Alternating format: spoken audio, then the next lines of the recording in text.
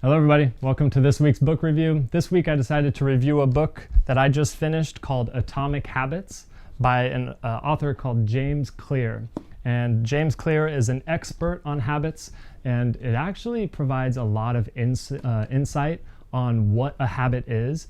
And he makes the really compelling case that habits dominate your day.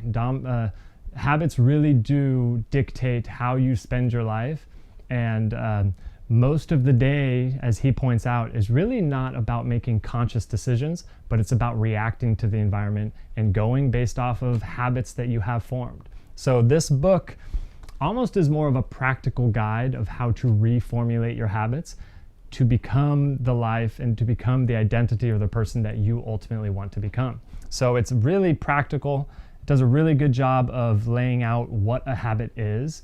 And he says there's 4 parts of every single habit. There's a cue, there's a craving, there's a response, which is the actual habit, and then there's a reward. And so really the book is a set of chapters that go into the details of the cue, the craving, the response, and the reward, and laying out a really practical way so that you can reformulate your environment or reformulate your mindset or how you go about your day so that you can start developing the better habits that you want to adopt, and you can start moving away from the bad habits. So like I said, this is actually a really good book. I would recommend it for anybody that feels like they really want to change the way they behave. Maybe if you feel like you waste a lot of time, or if you constantly have desires, if you have something that you want to achieve, but you're just not able to do it, and you know you want to, like you want to read more, but then day after day goes by and you're not spending the time to read. This book might give you some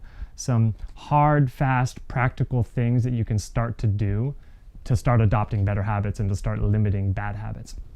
And there's a lot of different topics that he covers in this book that I think are really good.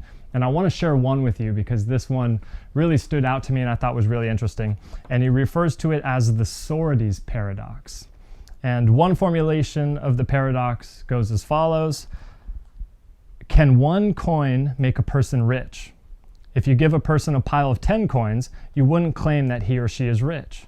But if you add another, and another, and another, at some point, you will have to admit that no one can be rich unless one coin can make him or her so.